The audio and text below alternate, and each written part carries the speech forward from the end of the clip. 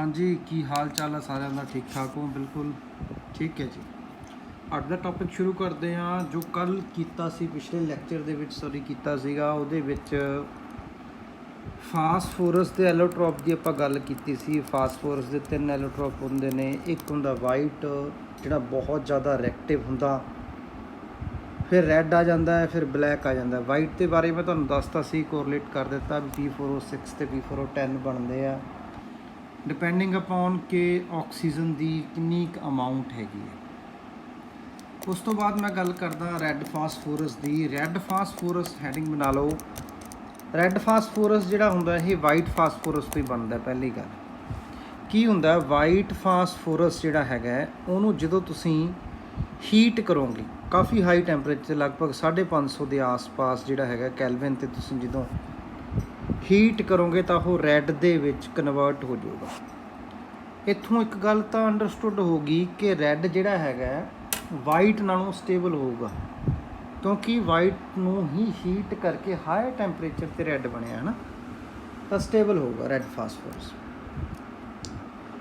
Red phosphorus ਜਿਹੜਾ ਹੈਗਾ chain like structure ਹੁੰਦੀ ਹੈ ਰੈੱਡ ਫਾਸਫੋਰਸ ਦੀ। ਜਿਵੇਂ ਵਾਈਟ ਫਾਸਫੋਰਸ ਦੇ ਵਿੱਚ ਕੀ ਸੀਗਾ, ਲੈਟ ਮੈਂ ਇਹਦੀ ਸਟਰਕਚਰ ਬਣਾਉਣਾ ਰੈੱਡ ਫਾਸਫੋਰਸ ਦੀ। ਇਹ ਸਾਰੀਆਂ ਚੇਨ ਆਪਸ ਦੇ ਵਿੱਚ ਜਿਹੜਾ ਹੈਗਾ ਇਹ ਕਨੈਕਟ ਹੁੰਦੀਆਂ ਨੇ। ਇਹ ਸਾਰੇ ਪੀ ਨੇ, ਫਾਸਫੋਰਸ ਨੇ। ਇਹਦੇ 'ਚ ਸਾਰੇ ਕਾਰਨਰ ਜਿਹੜੇ ਹੈਗੇ ਨੇ ਇਹਦੇ, ਇਹ ਫਾਸਫੋਰਸ ਨੇ ਅਤੇ ਆਪਸ 'ਚ ਉੱਪਰ ਵਾਲੇ ਇੱਦਾਂ ਕਨੈਕਟਡ ਨੇ। ਇੱਧਰ ਸੋ ਔਨ ਸੋ ਔਨ। ਇਹ ਕੀ ਹੈ, ਰੈੱਡ ਫਾਸਫੋਰਸ ਦੀ ਜਿਹੜੀ ਹੈਗੀ ਹੈ ਸਟਰਕਚਰ, ਸ਼ੇਪ ਜਾਂ ਜਿਓਮੈਟਰੀ, ਤੁਸੀਂ ਕੁਛ ਵੀ ਕਹਿ ਸਕਦੇ ਹੋ। ਠੀਕ ਹੈ ਜੀ। ਇਸ ਤੋਂ ਬਾਅਦ ਆਪਣੇ ਕੋਲ ਟਰਨ ਆਉਂਦੀ ਹੈ ਬਲੈਕ ਫਾਸਫੋਰਸ ਦੀ। ਬਲੈਕ ਫਾਸਫੋਰਸ ਸਭ ਤੋਂ ਪਹਿਲੀ ਗੱਲ ਇਹ ਹੈ ਕਿ ਸਭ ਤੋਂ ਜ਼ਿਆਦਾ ਸਟੇਬਲ ਫਾਰਮ ਹੁੰਦੀ ਹੈ ਫਾਸਫੋਰਸ ਦੀ, ਕਿਉਂਕਿ black phosphorus further red phosphorus ਨੂੰ ਹੀਟ ਕਰਕੇ ਹੀ ਬਣਦੀ ਹੈ। ਵਾਈਟ ਨੂੰ ਵੀ ਹੀਟ ਕਰਕੇ ਬਣਦੀ ਹੈ, ਰੈੱਡ ਨੂੰ ਵੀ। ਰੈੱਡ ਨੂੰ ਘੱਟ ਹੀਟ ਕਰਨਾ ਪਊਗਾ, ਵਾਈਟ ਨੂੰ ਪਹਿਲਾਂ ਹੀਟ ਕਰਨਾ ਪੈਂਦਾ ਰੈੱਡ ਤੱਕ, ਫਿਰ ਅੱਗੇ ਕਰਨਾ ਪਊਗਾ। ਕਹਿਣ ਦਾ ਭਾਵ ਸਭ ਤੋਂ ਸਟੇਬਲ ਫਾਰਮ ਜਿਹੜੀ ਫਾਸਫੋਰਸ ਦੀ ਉਹ ਬਲੈਕ ਫਾਸਫੋਰਸ ਹੈ। ਬਲੈਕ ਫਾਸਫੋਰਸ ਦੀਆਂ ਨਾ 2 ਕੈਟਾਗਰੀ ਆ ਜਾਂਦੀਆਂ ਨੇ ਜਿਹੜੀਆਂ ਬਲੈਕ ਫਾਸਫੋਰਸ ਹੈ। ਇਹ 2 ਪਾਰਟ ਦੇ ਵਿੱਚ ਡਿਵਾਈਡ ਹੋ ਜਾਂਦੀ ਆ। ਅਲਫਾ ਬਲੈਕ ਦੀ ਤੁਸੀਂ ਗੱਲ ਕਰਦੇ ਹੋ ਜਾਂ ਫਿਰ ਬੀਟਾ ਬਲੈਕ ਦੀ ਤੁਸੀਂ ਗੱਲ ਕਰਦੇ ਹੋ। ਅਲਫਾ ਬਲੈਕ ਅਤੇ ਬੀਟਾ ਬਲੈਕ। ਇਹਦਾ ਫਰਕ ਹੈ ਕਿ ਸਟਰਕਚਰ ਦੇ ਵਿੱਚ ਕੋਈ ਫਰਕ ਨਹੀਂ ਹੈਗਾ, ਜਸਟ ਪ੍ਰੈਪਰੇਸ਼ਨ ਦੇ ਵਿੱਚ ਥੋੜ੍ਹਾ ਜਿਹਾ ਇਹਨਾਂ 'ਚ ਡਿਫਰੈਂਸ ਆਉਂਦਾ ਹੈ। ਜਿਵੇਂ ਕਿ ਮੈਂ ਸਟਾਰਟਿੰਗ ਦੇ ਵਿੱਚ ਕਿਹਾ ਗਾ ਕਿ ਬਲੈਕ ਫਾਸਫੋਰਸ ਰੈੱਡ ਤੋਂ ਬਣਦੀ ਹੈ, ਵਾਈਟ ਤੋਂ ਬਣਦੀ ਹੈ। ਰੈੱਡ ਫਾਸਫੋਰਸ ਨੂੰ ਜਦੋਂ ਤੁਸੀਂ ਹੀਟ ਕਰੋਗੇ, ਕਿਹੜੀ ਨੂੰ, ਰੈੱਡ ਫਾਸਫੋਰਸ ਨੂੰ ਹੀਟ ਕਰੋਗੇ ਤਾਂ ਅਲਫਾ ਬਲੈਕ ਬਣਦੀ ਹੈ। ਵਾਈਟ ਫਾਸਫੋਰਸ ਨੂੰ ਜਦੋਂ ਤੁਸੀਂ ਹੀਟ ਕਰੋਗੇ ਤਾਂ ਬੀਟਾ ਬਲੈਕ ਬਣਦੀ ਹੈ। ਬਸ ਇਹੀ ਮੇਜਰ ਡਿਫਰੈਂਸ ਹੈ।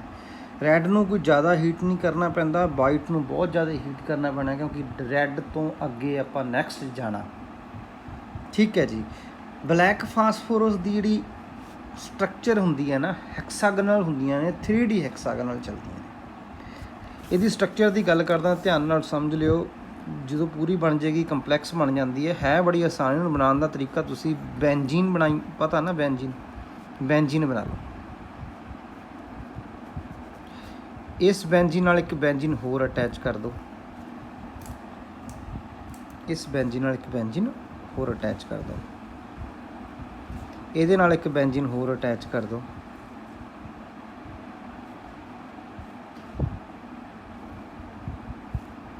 ਠੀਕ ਹੈ, ਆਹ ਵੀ ਬੈਂਜੀਨ ਬਣੀ ਹੋਈ ਹੈ।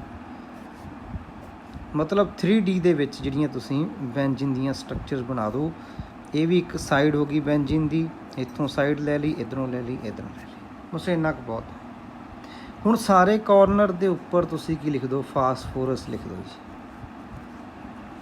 ਜਿੰਨੇ ਵੀ ਤੁਹਾਨੂੰ ਦਿਖਾਈ ਦਿੰਦੇ ਨੇ ਸਾਰਿਆਂ ਦੇ ਉੱਪਰ ਫਾਸਫੋਰਸ।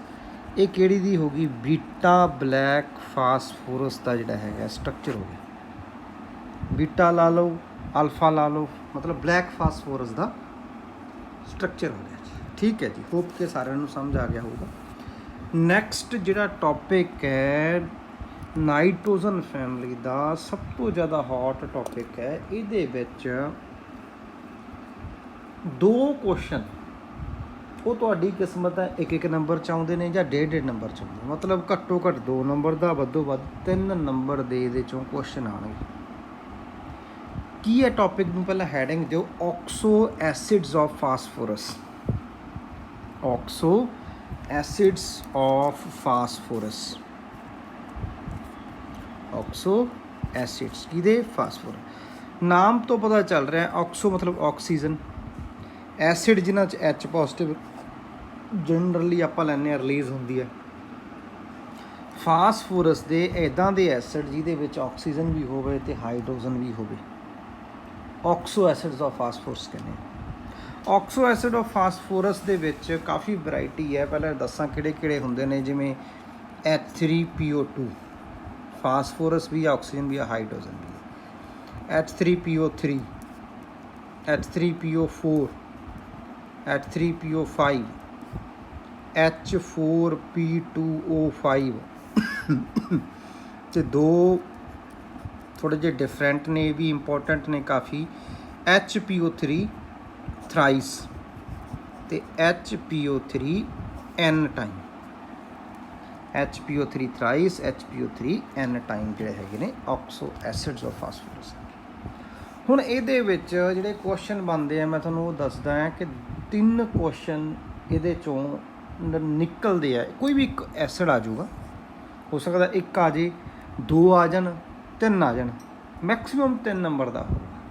3 ਨੰਬਰ ਦਾ 3 ਆ ਗਏ ਤਾਂ 1 ਨੰਬਰ ਦਾ ਹੋ ਗਿਆ, 2 ਆ ਗਏ 1.5 ਨੰਬਰ ਦਾ ਹੋ ਗਿਆ। ਠੀਕ ਹੈ ਜੀ। ਇਹਦੇ 'ਚੋਂ ਕੋਈ ਵੀ ਐਸਿਡ ਇੱਕ ਪੁੱਛ ਲੈਣਗੇ, ਉਹਦੇ ਬਾਰੇ ਉਹ ਕੁਛ ਪੁੱਛਣਗੇ ਕਿ ਇਹਦੀ ਸਭ ਤੋਂ ਪਹਿਲੀ ਗੱਲ ਇਹ ਦੱਸੋ ਕਿ ਇਹ ਮੋਨੋ ਬੇਸਿਕ ਹੈ, ਡਾਈ ਬੇਸਿਕ ਹੈ, ਟਰਾਈ ਬੇਸਿਕ ਹੈ। ਮੋਨੋ ਬੇਸਿਕ, ਡਾਈ ਬੇਸਿਕ, ਟਰਾਈ ਬੇਸਿਕ ਦਾ ਕੀ ਮਤਲਬ ਹੈ? ਇਹਦਾ ਮੀਨਿੰਗ ਇਹ ਹੈ ਵੀ ਕਿੰਨੇ H ਪੋਜ਼ਿਟਿਵ ਇਹ ਰਿਲੀਜ਼ ਕਰ ਸਕਦਾ। ਮੋਨੋ ਮਤਲਬ 1 H ਪੋਜ਼ਿਟਿਵ ਰਿਲੀਜ਼ ਕਰਦਾ, 2 ਕਰੇਗਾ, 3 ਕਰੇਗਾ। ਦੇਖਣ ਦੇ ਵਿੱਚ ਹੁਣ ਕੀ ਲੱਗ ਰਿਹਾ ਆਪਾਂ ਨੂੰ, H3PO3, H3PO3, H3PO3 ਸਾਰਿਆਂ ਦੇ ਵਿੱਚ ਘੱਟੋ ਘੱਟ 3 H ਤਾਂ ਹੈਗੇ ਨੇ, ਮਤਲਬ ਸਾਰੇ ਹੀ ਟਰਾਈ ਬੇਸਿਕ ਹੋ ਗਏ। ਬਟ ਇੱਦਾਂ ਕੁਛ ਨਹੀਂ ਹੈਗਾ। ਇਹਦੇ ਲਈ ਤੁਹਾਨੂੰ ਸ਼ਾਰਟਕਟ ਦੱਸੂਗਾ ਕਿੱਦਾਂ ਹੈਂਡਲ ਕਰਨਾ। ਪਹਿਲਾ ਕੁਐਸਚਨ ਸਮਝ ਆ ਗਿਆ ਕੀ ਪੁੱਛ ਸਕਦੇ ਨੇ ਉਹ, ਬੇਸਿਸਿਟੀ, ਕਿ ਕਿੰਨੇ ਬੇਸਿਕ ਹੈ ਇਹ ਮੋਨੋਡਾਈਟਾਈ। ਸੈਕੰਡਲੀ ਉਹ ਇਹ ਪੁੱਛ ਸਕਦੇ ਨੇ ਕਿ ਦੱਸੋ ਇਹ ਆਕਸੀਡਾਈਜ਼ਿੰਗ ਏਜੰਟ ਹੈ, ਰਿਡਿਊਸਿੰਗ ਏਜੰਟ ਹੈ, ਜਾਂ ਬੋਥ ਹੈ। ਮਤਲਬ ਕੋਈ ਵੀ ਐਸਿਡ ਇਹਨਾਂ 'ਚੋਂ ਇੱਕ ਲੈ ਲਿਆ, ਕੋਈ ਵੀ ਲੈ ਲਿਆ, H3PO4 ਦੀ ਮੈਂ ਗੱਲ ਕਰ ਲੈਣਾ। ਉਹ ਪੁੱਛਣਗੇ ਦੱਸੋ ਕਿ ਇਹ ਆਕਸੀਡਾਈਜ਼ਿੰਗ ਏਜੰਟ ਹੈ, ਰਿਡਿਊਸਿੰਗ ਏਜੰਟ ਹੈ, ਜਾਂ ਬੋਥ ਬਿਹੇਵ ਕਰ ਸਕਦਾ ਹੈ। ਇੱਦਾਂ ਦੇ ਕੁਐਸਚਨ ਪੁੱਛਣਗੇ। 2 ਹੋ ਗਏ। ਤੀਸਰਾ ਇਹਨਾਂ ਦੀ ਹਾਈਬ੍ਰਿਡਾਈਜੇਸ਼ਨ ਬਾਰੇ ਪੁੱਛ ਸਕਦੇ ਨੇ। ਹਾਈਬ੍ਰਿਡਾਈਜੇਸ਼ਨ, ਉਸ ਤੋਂ ਬਾਅਦ ਜਿਮੈਟਰੀ, ਉਹ ਤਾਂ ਨਾਲ ਕੋਰਲੇਟ ਹੁੰਦੀ ਹੈ +1 ਦੀ। ਜੇ ਆਪਾਂ ਬਸੈਪਰ ਥਿਊਰੀ ਦੀ ਗੱਲ ਕਰੀਏ, ਹਾਈਬ੍ਰਿਡਾਈਜੇਸ਼ਨ ਤੇ ਜਿਮੈਟਰੀ ਮੈਂ ਤੁਹਾਨੂੰ shortcut on the basis of ਜਿਹੜੇ ਸਿਗਮਾ ਬੌਂਡਸ ਤੇ ਲੋਨ ਪੇਅਰ ਦੇ ਬੇਸਿਸ ਦੇ ਉੱਤੇ ਸ਼ਾਰਟਕਟ ਦੱਸਿਆ ਸੀ, ਉਹੀ ਆਪਾਂ ਅਪਲਾਈ ਕਰ ਸਕਦੇ ਹਾਂ। ਤਾਂ ਮੈਂ ਦੱਸ ਦੂੰਗਾ, ਅੱਜ ਵੀ ਦੱਸਦਾ। ਹੁਣ ਗੱਲ ਕਰਦੇ ਹਾਂ ਆਪਾਂ, ਕੋਈ ਵੀ ਐਸਿਡ ਲੈ ਲੈਂਦੇ ਹਾਂ। ਜਿਵੇਂ ਮੈਂ ਸਟਾਰਟਿੰਗ ਕਰਦਾ ਇਹਨਾਂ ਸਾਰਿਆਂ ਦੀ ਸਟੱਡੀ ਕਰਨੀ ਆ। ਪਹਿਲਾਂ ਮੈਂ ਗੱਲ ਕਰਦਾ ਫਸਟ ਵਨ ਆਹੀ ਲੈ ਲੈਂਦਾ, H3PO2 ਦੀ ਗੱਲ ਕਰਦੇ ਹਾਂ। ਦੱਸੋ ਕਿ ਮੋਨੋਬੇਸਿਕ ਹੈ, ਡਾਈਫੇਸਿਕ ਹੈ, ਕੀ ਹੈ? ਇਹਦਾ ਨਾਮ ਸਭ ਤੋਂ ਪਹਿਲਾਂ ਲਿਖੋ, ਇਹਨੂੰ ਫਾਸਫੀਨਿਕ ਐਸਿਡ ਕਹਿੰਦੇ ਆ। ਜ਼ਰੂਰੀ ਨਹੀਂ ਕਿ H3PO2 ਤੁਹਾਨੂੰ ਦਿੱਤਾ ਹੋਇਆ ਆਊਗਾ, ਹੋ ਸਕਦਾ ਉਹ ਕਹਿੰਦੇ ਨੇ ਫਾਸਫੀਨਿਕ ਐਸਿਡ। ਫੀਨਿਕ, PHENIC, ਫਿਨਿਕ, ਫਾਸਫੀਨਿਕ ਐਸਿਡ ਹੈ।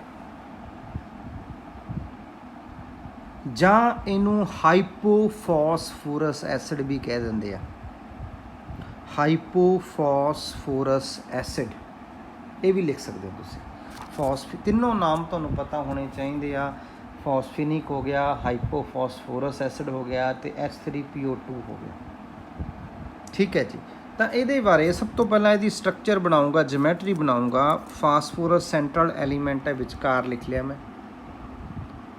ਠੀਕ ਹੈ ਜੀ। 1 ਆਕਸੀਜਨ ਦੇ ਨਾਲ ਇਹਨੇ ਡਬਲ ਬੌਂਡ ਬਣਾ ਲਿਆ, 1 OH ਹੋ ਗਿਆ, 1 H ਹੋ ਗਿਆ, 1 H ਹੋ ਗਿਆ। ਕਿੰਨੇ H ਨੇ? 3 ਨੇ, ਹੋ ਗਏ ਜੀ ਪੂਰੇ। ਫਾਸਫੋਰਸ 1 ਹੋ ਗਿਆ ਜੀ, ਆਕਸੀਜਨ 2 ਨੇ, ਹੋ ਗਏ ਪੂਰੇ। ਇਹ ਵਾਲੀ ਇਹਦੀ ਜਿਓਮੈਟਰੀ ਬਣੀ, ਸਟਰਕਚਰ ਬਣੀ। ਹੁਣ ਮੈਂ ਗੱਲ ਕਰਦਾ ਇਹਦੀ ਹਾਈਬ੍ਰਿਡਾਈਜੇਸ਼ਨ ਦੀ, ਸਿਗਮਾ ਬੌਂਡ ਦੇ ਵਿੱਚ 1 ਸਿਗਮਾ 2 ਸਿਗਮਾ 3 ਸਿਗਮਾ ਤੇ 4 ਸਿਗਮਾ, ਬਾਕੀ ਕੀ ਆ ਉਹ ਪਾਈ ਬੌਂਡ ਹੈ। ਆਪਾਂ ਸਿਰਫ ਸਿਗਮਾ ਲੈਣੇ ਹੁੰਦੇ। ਕਿੰਨੇ ਹੋ ਗਏ? 4 ਸਿਗਮਾ ਬੌਂਡ ਹੋ ਗਏ। ਇਹਨੂੰ sp3 ਆਪਾਂ ਕੀ ਦੇ ਦਾਂਗੇ? ਹਾਈਬ੍ਰਿਡਾਈਜੇਸ਼ਨ ਦਾ ਨਾਮ ਦੇ ਦਾਂਗੇ। 4 ਨੂੰ ਡਿਸਟਰੀਬਿਊਟ ਕੀਤਾ। s ਦੇ ਵਿੱਚ 1 ਬਲੋਕ ਹੁੰਦਾ, p ਦੇ ਵਿੱਚ 3 ਬਲੋਕ ਹੁੰਦੇ ਨੇ, ਤਿੰਨੋਂ p ਦੇ ਯੂਜ਼ ਹੋ ਗਏ, s ਦਾ 1 ਯੂਜ਼ ਹੋ ਗਿਆ, ਤੇ 4 ਇਹਦੀ ਹਾਈਬ੍ਰਿਡਾਈਜੇਸ਼ਨ, 4 ਸਿਗਮਾ ਬੌਂਡ ਦੇ ਵਿੱਚ ਦਿੱਤਾ sp3 ਇਹਦੀ ਹਾਈਬ੍ਰਿਡਾਈਜੇਸ਼ਨ। ਠੀਕ ਹੈ ਜੀ। ਹੁਣ ਗੱਲ ਕਰਦੇ ਹਾਂ ਸਭ ਤੋਂ ਮੇਨ ਵੀ ਇਹ ਆਕਸੀਡਾਈਜ਼ਿੰਗ ਹੈ ਜਾਂ ਰਿਡਿਊਸਿੰਗ ਹੈ, ਤੇ ਮੋਨੋਬੇਸਿਕ ਹੈ, ਡਾਈਬੇਸਿਕ, ਟਰਾਈਬੇਸਿਕ। ਹੁਣ ਇਹਦੇ ਲਈ ਇੱਕ ਸ਼ਾਰਟਕਟ ਧਿਆਨ ਨਾਲ ਸੁਣ ਲਓ, ਸਭ ਤੋਂ ਈਜ਼ੀਐਸਟ ਦੱਸ ਰਿਹਾ ਹੈਗਾ। ਤੁਸੀਂ ਕੀ ਨੋਟ ਕਰਨਾ ਹੈ ਕਿ ਨੰਬਰ ਆਫ ਐਚ ਨੋਟ ਕਰਨੇ ਨੇ, ਦੇਖਣ 'ਚ 3 ਨੇ, ਬਟ ਕਿਹੜੇ ਐਚ ਨੋਟ ਕਰਨੇ ਆ ਹਾਈਲਾਈਟ ਕਰ ਲਓ, ਜਿਹੜੇ ਆਕਸੀਜਨ ਦੇ ਥਰੂ ਕੰਬਾਈਨ ਨੇ। ਜਿਹੜੇ ਐਚ ਆਕਸੀਜਨ ਦੇ ਥਰੂ ਕੰਬਾਈਨ ਨੇ ਉਹ ਐਚ ਆਪਾਂ ਨੂੰ ਇਹਦੀ ਬੇਸਿਸਿਟੀ ਬਾਰੇ ਦੱਸਣਗੇ, ਮੋਨੋਬੇਸਿਕ ਹੈ, ਡਾਈਬੇਸਿਕ ਹੈ, ਟਰਾਈਬੇਸਿਕ ਹੈ। ਹੁਣ ਇੱਥੇ ਇੱਕ ਐਚ ਹੈ, ਆਕਸੀਜਨ ਥਰੂ ਸਿਰਫ ਇੱਕ ਐਚ ਹੈ, ਇਹਦੇ ਕੋਲੇ ਕੋਈ ਆਕਸੀਜਨ ਨਹੀਂ, ਇਹਦੇ ਕੋਲੇ ਕੋਈ ਨਹੀਂ, ਇਹਦੇ ਕੋਲੇ ਆਕਸੀਜਨ ਹੈ ਬਟ ਐਚ ਨਹੀਂ ਹੈਗਾ। ਤਾਂ ਜਿਹੜਾ ਆਕਸੀਜਨ ਥਰੂ ਕੰਬਾਈਨ ਹੁੰਦਾ ਉਹ ਰਿਲੀਜ਼ ਹੁੰਦਾ ਉਹੀ ਲਿਬਰੇਟ ਹੁੰਦਾ, ਜਿੱਥੋਂ ਆਪਾਂ ਨੂੰ ਕਿਸੇ ਵੀ ਐਸਿਡ ਦੀ ਬੇਸਿਸਿਟੀ ਬਾਰੇ ਪਤਾ ਚੱਲਦਾ। ਤਾਂ ਇਹ ਮੋਨੋਬੇਸਿਕ ਹੋ ਗਿਆ। ਪਹਿਲੀ ਗੱਲ ਕਿਹੜਾ ਹੋ ਗਿਆ ਜੀ? ਇਹ ਮੋਨੋਬੇਸਿਕ। ਦੂਸਰੀ ਗੱਲ ਮੈਂ ਕਰਦਾ ਆਕਸੀਡਾਈਜ਼ਿੰਗ ਤੇ ਹੋਪ ਕਿਆ ਤੁਹਾਨੂੰ ਸਮਝ ਆ ਗਿਆ ਹੋਊਗਾ, ਬੜਾ ਈਜ਼ੀ ਹੈ, ਫਰੀ ਦੇ ਨੰਬਰ ਨੇ। ਦੂਸਰੀ ਮੈਂ ਗੱਲ ਕਰਦਾ ਆਕਸੀਡਾਈਜ਼ਿੰਗ ਏਜੰਟ ਹੈ ਜਾਂ ਰਿਡਿਊਸਿੰਗ ਏਜੰਟ ਹੈ, ਉਹਦੇ ਬਾਰੇ ਤੁਹਾਨੂੰ ਸ਼ਾਰਟਕਟ ਦੱਸਦਾ। ਚੁੱਪ ਕਰਕੇ ਜਿਹੜਾ ਤੁਹਾਨੂੰ ਐਸਿਡ ਦਿੱਤਾ ਉਹਦੇ ਵਿੱਚ ਸੈਂਟਰਲ ਐਲੀਮੈਂਟ ਦੀ ਆਕਸੀਡੇਸ਼ਨ ਸਟੇਟ ਫਾਈਂਡ ਆਊਟ ਕਰ ਲਓ। ਲੈਟ ਮੈਂ ਇੱਥੇ ਫਾਸਫੋਰਸ ਇਹਦੀ ਆਕਸੀਡੇਸ਼ਨ ਸਟੇਟ ਫਾਈਂਡ ਕਰ ਰਿਹਾ। ਐਚ ਕਿੰਨੇ ਨੇ? 3 ਹੋ ਗਏ। ਫਾਸਫੋਰਸ ਐਕਸ ਲੈ ਲਿਓ ਕਿਉਂਕਿ ਇਹਦੀ ਆਪਾਂ ਵੈਲਿਊ ਫਾਈਂਡ ਕਰਨੀ ਹੈ। ਹਾਈਡਰੋਜਨ ਦਾ +1 ਹੁੰਦਾ, ਐਡ ਹੋ ਗਿਆ। ਤੇ ਆਕਸੀਜਨ -2 ਹੁੰਦਾ। ਕਿੰਨੇ ਆਕਸੀਜਨ ਨੇ? 2 ਨੇ, ਤਾਂ ਕਿੰਨਾ ਹੋ ਗਿਆ? -4। ਤਾਂ ਨੈਟ ਰਿਜ਼ਲਟੈਂਟ ਆਪਣੇ ਕੋਲ ਕੀ ਨਿਕਲਦਾ? 1 ਨਿਕਲਦਾ। ਆਕਸੀਡੇਸ਼ਨ ਸਟੇਟ ਕਿੰਨੀ ਆ ਗਈ ਇਹਦੀ? +1 ਆ ਗਈ। ਕਿੰਨੀ ਆ ਗਈ ਜੀ? +1 ਇਹਦੀ ਆਕਸੀਡੇਸ਼ਨ ਸਟੇਟ ਆ ਗਈ। ਕਲੀਅਰ? ਹੁਣ ਆਕਸੀਡੇਸ਼ਨ ਸਟੇਟ ਤੋਂ ਬਾਅਦ ਤੁਸੀਂ ਕੀ ਕਰਨਾ ਹੈ? ਕਿਸ ਦੀ ਆਕਸੀਡੇਸ਼ਨ ਸਟੇਟ ਹੈ? ਫਾਸਫੋਰਸ ਦੀ। ਫਾਸਫੋਰਸ ਕਿਹੜੀ ਫੈਮਿਲੀ ਦਾ ਮੈਂਬਰ ਹੈ? ਨਾਈਟ੍ਰੋਜਨ ਫੈਮਿਲੀ ਦਾ ਮੈਂਬਰ ਹੈ। ਨਾਈਟ੍ਰੋਜਨ ਫੈਮਿਲੀ ਦੀ ਆਕਸੀਡੇਸ਼ਨ ਸਟੇਟ -3 ਤੋਂ ਲੈ ਕੇ +5 ਤੱਕ ਵੇਰੀ ਕਰਦੀ ਹੈ। -3 ਤੋਂ +5 ਤੱਕ ਕੀ ਕਰਦੀ ਹੈ? ਇਹ ਵੇਰੀ ਕਰਦੀ ਹੈ ਨਾ, ਚੇਂਜ ਹੁੰਦੀ ਹੈ। ਤਾਂ ਹੁਣ ਸਭ ਤੋਂ ਪਹਿਲੀ ਗੱਲ, ਨੈਗੇਟਿਵ ਆਪਾਂ ਲੈਣੀ ਨਹੀਂ, ਸਿਰਫ ਪੋਜ਼ਿਟਿਵ ਲੈਣੀ ਹੈ। ਪੋਜ਼ਿਟਿਵ ਕੀ ਹੋਊਗੀ? +1 ਤੋਂ ਲੈ ਕੇ +5 ਤੱਕ। ਕਲੀਅਰ ਹੈ? ਜਦੋਂ ਤੁਸੀਂ ਇੱਥੇ ਪਹੁੰਚ ਗਏ ਉਸ ਤੋਂ ਬਾਅਦ ਤੁਸੀਂ ਦੱਸ ਸਕੋਗੇ ਕਿ ਇਹ ਕਿਹੜਾ ਹੈਗਾ। ਹੁਣ ਮੰਨ ਲਓ +1 ਆਕਸੀਡੇਸ਼ਨ ਸਟੇਟ ਹੈ, ਮਤਲਬ ਇਹ ਆਕਸੀਡੇਸ਼ਨ ਸਟੇਟ ਇਨਕਰੀਜ਼ ਹੋ ਸਕਦੀ ਹੈ, +2 ਹੋ ਸਕਦੀ ਹੈ, +3 ਹੋ ਸਕਦੀ ਹੈ, +4 +5 ਤੱਕ ਜਾ ਸਕਦਾ ਹੈ। ਕਲੀਅਰ ਹੈ? ਹੁਣ ਆਕਸੀਡੇਸ਼ਨ ਸਟੇਟ ਇਨਕਰੀਜ਼ ਹੋ ਸਕਦੀ ਹੈ, ਮਤਲਬ ਲਾਸ ਆਫ ਇਲੈਕਟ੍ਰੋਨ ਵੱਧ ਸਕਦੇ ਆ। ਲਾਸ ਆਫ ਇਲੈਕਟ੍ਰੋਨ ਕੀ ਹੁੰਦੇ ਨੇ? ਗੇਨ ਆਫ ਇਲੈਕਟ੍ਰੋਨ, ਰਿਡਕਸ਼ਨ ਹੁੰਦੇ ਨੇ। ਲਾਸ ਆਫ ਇਲੈਕਟ੍ਰੋਨ ਆਕਸੀਡੇਸ਼ਨ ਹੁੰਦੀ ਹੈ। ਹੁਣ ਆਕਸੀਡੇਸ਼ਨ ਹੋ ਗਈ, ਆਕਸੀਡੇਸ਼ਨ ਮਤਲਬ ਇਹਦੀ ਆਕਸੀਡੇਸ਼ਨ ਸਟੇਟ ਵੱਧ ਸਕਦੀ ਹੈ, ਮਤਲਬ ਆਕਸੀਡੇਸ਼ਨ ਹੋਰ ਹੋ ਸਕਦੀ ਹੈ। ਕਹਿੰਦਾ ਭਾਵ ਰਿਲੀਜ਼ ਇਲੈਕਟ੍ਰੋਨ ਕਰ ਸਕਦਾ ਹੈ, ਆਕਸੀਡੇਸ਼ਨ ਹੋ ਸਕਦੀ ਹੈ। ਤਾਂ ਏਜੰਟ ਕਿਹੜਾ ਹੋਇਆ? Reducing agent. ਕਿਹੜਾ ਏਜੰਟ ਹੋਇਆ ਜੀ? Reducing agent. ਸਿਮਿਲਰਲੀ ਜੇ ਉਹ ਟਰਮੀਨਲ ਆ ਜੇ, ਪਹਿਲਾਂ ਲੈਫਟ ਟਰਮੀਨਲ ਆਇਆ ਸੀ, ਰਾਈਟ ਟਰਮੀਨਲ ਆ ਜੇ, +5 ਆਕਸੀਡੇਸ਼ਨ ਸਟੇਟ ਹੈ। +5 ਤੋਂ +6 ਤਾਂ ਜਾ ਨਹੀਂ ਸਕਦਾ, +4 ਹੋ ਸਕਦਾ, ਮਤਲਬ ਇਲੈਕਟ੍ਰੋਨ ਗੇਨ ਕਰ ਸਕਦਾ ਹੈ, ਮਤਲਬ ਰਿਡਕਸ਼ਨ ਹੋ ਸਕਦੀ ਹੈ ਉਹਦੀ। ਏਜੰਟ ਕਿਹੜਾ ਹੋਇਆ? ਆਕਸੀਡਾਈਜ਼ਿੰਗ। ਤਾਂ plus terminal right hand side ਵਾਲਾ ਆ ਜੇ ਤਾਂ ਸਿਰਫ ਆਕਸੀਡਾਈਜ਼ਿੰਗ ਏਜੰਟ ਹੋਊਗਾ। ਲੈਫਟ ਹੈਂਡ ਸਾਈਡ ਵਾਲਾ ਆ ਗਿਆ ਸਿਰਫ ਰਿਡਿਊਸਿੰਗ ਏਜੰਟ ਹੋਊਗਾ। ਮੰਨ ਲਓ ਕੈਲਕੂਲੇਟ ਕਰਦੇ ਕਰਦੇ ਤੁਹਾਡਾ ਆਕਸੀਡੇਸ਼ਨ ਸਟੇਟ +5 ਤੇ +1 ਦੇ ਵਿਚਕਾਰ ਆ ਗਈ, ਤਾਂ ਉਹਨੂੰ ਆਪਾਂ ਕੀ ਕਵਾਂਗੇ? Both oxidising as well as reducing agent ਦਾ ਨਾਮ ਦੇ ਦਿੰਦੇ, ਕਿਉਂਕਿ ਉਹ ਮੰਨ ਲਓ ਕਿਤੇ ਕੈਲਕੂਲੇਟ ਅੱਗੇ ਆਊਗਾ +3 ਆ ਗਈ, ਹੁਣ ਇਨਕਰੀਜ਼ ਵੀ ਹੋ ਸਕਦੀ ਹੈ, ਡਿਕਰੀਜ਼ ਵੀ ਹੋ ਸਕਦੀ ਹੈ, ਮਤਲਬ ਗੇਨ ਆਫ ਇਲੈਕਟ੍ਰੋਨ ਵੀ ਹੋ ਸਕਦੇ ਆ, ਲਾਸ ਆਫ ਇਲੈਕਟ੍ਰੋਨ ਵੀ ਹੋ ਸਕਦੇ ਆ, ਆਕਸੀਡੇਸ਼ਨ ਵੀ ਹੋ ਸਕਦੀ ਹੈ, ਰਿਡਕਸ਼ਨ ਵੀ ਹੋ ਸਕਦੀ ਹੈ। ਦੈਟਸ ਵਾਈ ਆਕਸੀਡਾਈਜ਼ਿੰਗ ਏਜੰਟ ਵੀ ਹੋ ਸਕਦਾ ਤੇ ਰਿਡਿਊਸਿੰਗ ਏਜੰਟ ਵੀ ਹੋ ਸਕਦਾ। ਹੋਪ ਕਿ ਤੁਹਾਨੂੰ ਸਾਰਿਆਂ ਨੂੰ ਸਮਝ ਆ ਗਿਆ ਹੋਊਗਾ। ਠੀਕ ਹੈ ਜੀ, ਤਾਂ ਇਹ ਕੀ ਹੋਇਆ, ਓਨਲੀ ਕੀ ਹੋਊਗਾ ਜੀ, ਰਿਡਿਊਸਿੰਗ ਏਜੰਟ ਹੋਊਗਾ, +1 ਆਇਆ। ਚਲੋ ਨੈਕਸਟ ਇੱਕ ਹੋਰ ਪ੍ਰੈਕਟਿਸ ਕਰਦੇ ਹਾਂ, ਕਿਹੜਾ H3 ਲੈਟ ਮੈਂ PO3 ਲੈ ਲਿਆ, H3PO3 ਇਹਨੂੰ ਕੀ ਕਹਿੰਦੇ ਨੇ, ਫੋਸਫੋਨਿਕ ਐਸਿਡ। ਉਹ ਕੀ ਸੀ, ਫੋਸਫੀਨਿਕ, ਇਹ ਆ ਫੋਸਫੋਨਿਕ ਐਸਿਡ, ਫੋਸਫੋਨਿਕ ਐਸਿਡ ਔਰ ऑर्थोफॉस्फोरस एसिड, ਫੋਸਫੋਨਿਕ ਐਸਿਡ ਜਾਂ ऑर्थोफॉस्फोरस ਐਸਿਡ। ਠੀਕ ਹੈ ਜੀ, ਇਹਦੀ ਹੁਣ ਮੈਂ ਸਟਰਕਚਰ ਦੀ ਗੱਲ ਕਰਦਾ। ਸੈਂਟਰਲ ਦੇ ਵਿੱਚ ਫਾਸਫੋਰਸ ਹੈ, ਡਬਲ ਬੌਂਡ O ਹੋ ਗਿਆ, ਇੱਕ OH ਆ ਹੋ ਗਿਆ, ਇੱਕ OH ਆ ਹੋ ਗਿਆ, ਇੱਕ H ਜਿਹੜਾ ਹੈਗਾ ਆ ਵਾਲਾ ਹੋ ਗਿਆ, 3 H ਹੋ ਗਏ, 3 O ਹੋ ਗਏ, ਇੱਕ ਫਾਸਫੋਰਸ ਹੋ ਗਿਆ। ਠੀਕ ਹੈ ਜੀ, ਤਾਂ ਹੁਣ ਇਹ ਹੋਪ ਕਿ ਤੁਹਾਨੂੰ ਪਤਾ ਚੱਲ ਗਿਆ ਹੋਊਗਾ। ਹਾਈਬ੍ਰਿਡਾਈਜੇਸ਼ਨ ਸੇਮ ਰਹੂਗੀ, sp3 ਰਹੂਗੀ। ਤੇ ਬੇਸਿਸਿਟੀ ਦੀ ਗੱਲ ਕਰਦੇ ਹਾਂ ਆਪਾਂ, ਇਹ ਕਾਫੀ ਵੱਡਾ ਟੌਪਿਕ ਹੈ, ਲੇਕਿਨ ਆਪਣੇ ਕੋਲ ਸ਼ਾਰਟਕਟ ਦੀ ਵਜ੍ਹਾ ਦੇ ਨਾਲ ਬਹੁਤ ਜਲਦੀ ਕੰਪਲੀਟ ਹੋ ਜਾਣਾ। ਹੋਪ ਕਿ ਤੁਹਾਨੂੰ ਇਹ ਸਾਰੇ ਤੁਸੀਂ ਈਜ਼ਲੀ ਹੁਣ ਫਾਈਂਡ ਕਰ ਸਕਦੇ ਹੋ। ਸਾਰਿਆਂ 'ਚ ਆਹੀ ਸਟ੍ਰੈਟਜੀ ਰਹਿਣੀ ਹੈਗੀ ਹੈ। ਹੁਣ ਆਪਣੇ ਕੋਲੇ 2 ਆਕਸੀਜਨ ਥਰੂ H ਨੇ, ਮਤਲਬ ਇਹ ਕੀ ਹੋ ਗਿਆ, ਡਾਈ ਬੇਸਿਕ ਹੋ ਗਿਆ ਜੀ, ਡਾਈ ਬੇਸਿਕ ਹੋ ਗਿਆ ਜਾਂ ਬਾਈ ਬੇਸਿਕ ਵੀ ਕਹਿ ਦਿੰਦੇ ਨੇ। ਤਾਂ ਇਹਦੀ ਬੇਸਿਸਿਟੀ ਪਤਾ ਚੱਲ ਗਈ। ਨੈਕਸਟ ਮੈਂ ਸਟੈਪ ਲੈਣਾ, ਇਹਦਾ ਜਿਹੜਾ ਹੈਗਾ ਕੀ ਆਉਂਦੇ ਹੁੰਦੇ ਨੇ, ਆਕਸੀਡਾਈਜ਼ਿੰਗ ਹੈ ਜਾਂ ਰਿਡਿਊਸਿੰਗ ਏਜੰਟ ਹੈ। ਫਿਰ ਉਹੀ ਲੈ ਲਓ, 3 ਹੋ ਗਿਆ ਹਾਈਡਰੋਜਨ ਦਾ ਪਲੱਸ ਫਾਸਫੋਰਸ ਦਾ X ਹੈ, ਇਹਦਾ -6 ਹੈ = 0x, ਕਿੰਨਾ ਹੋ ਗਿਆ, +3 ਆ ਗਿਆ ਜੀ, ਉਹੀ +3। ਇਨਕਰੀਜ਼ ਵੀ ਹੋ ਸਕਦਾ, ਡਿਕਰੀਜ਼ ਵੀ ਹੋ ਸਕਦਾ। ਦੈਨ ਆਪਾਂ ਕੀ ਕਹਾਂਗੇ, H3PO3 behave as well as an oxidizing as well as reducing agent। ठीक है जी, नेक्स्ट मैं चलते लेना अगला H3PO4।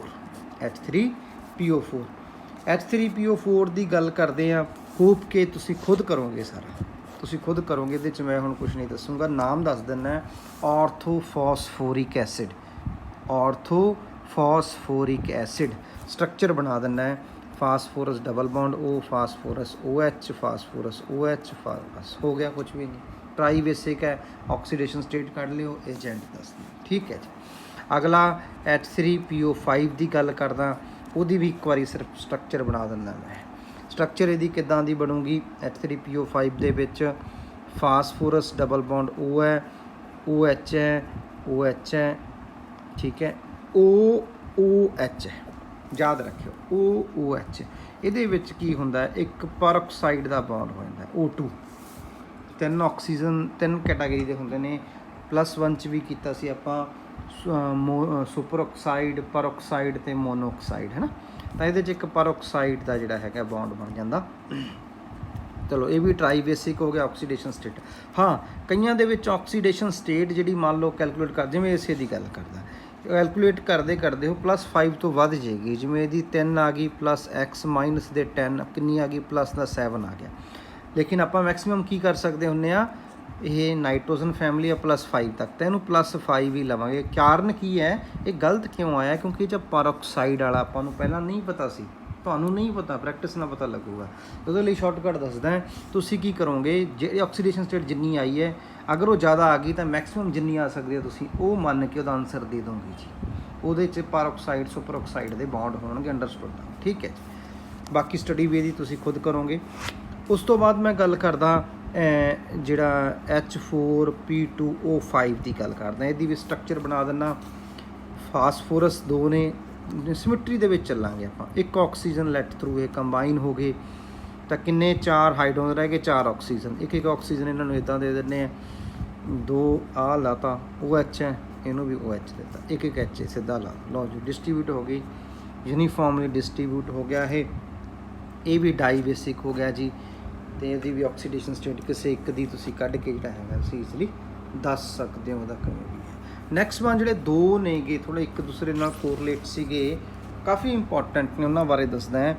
H3PO3 ਥਰਾਈਸ, ਇਹਨੂੰ ਸਾਈਕਲੋਮੈਟਾਫਾਸਫੋਰਿਕ ਐਸਿਡ ਕਹਿੰਦੇ ਆ, ਸਾਈਕਲੋਮੈਟਾਫਾਸਫੋਰਿਕ ਐਸਿਡ। ਇਹਦੀ ਮੈਂ ਸਟਰਕਚਰ ਦੀ ਗੱਲ ਕਰਦਾ, ਇਹਨੂੰ ਤੁਸੀਂ ਸਟਰਕਚਰ ਇਹਦੀ ਕਿੱਦਾਂ ਦੀ ਬਣੂਗੀ, ਬੈਂਜੀਨ ਵਾਲਾ ਸਿਸਟਮ ਯਾਦ ਰੱਖ ਲਓ, ਬੈਂਜੀਨ ਬਣਾ ਲਓ। ਆਕਸੀਜਨ,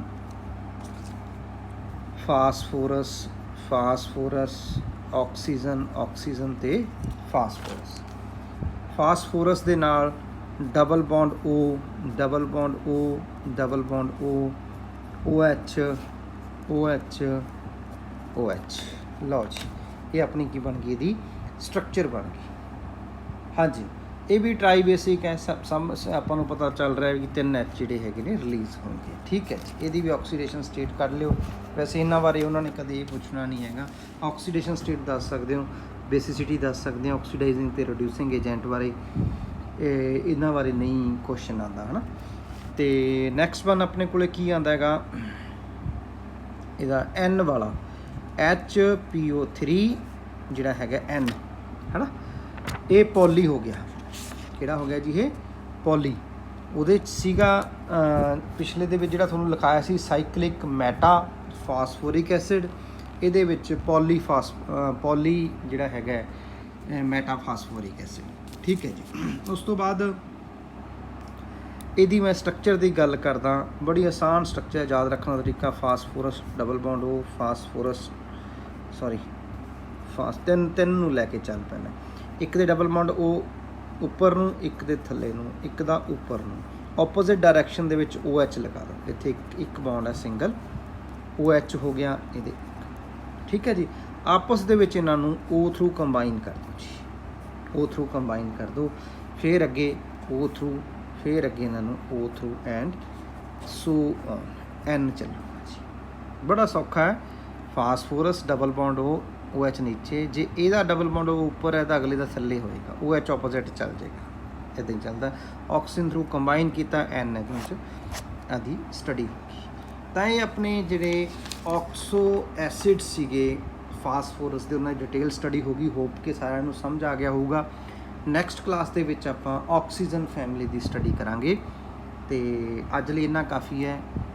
ਹੋਪ ਕਿ ਕਲੀਅਰ ਹੋ ਗਿਆ ਹੋਊਗਾ। ਆਲ ਦਾ ਬੈਸਟ।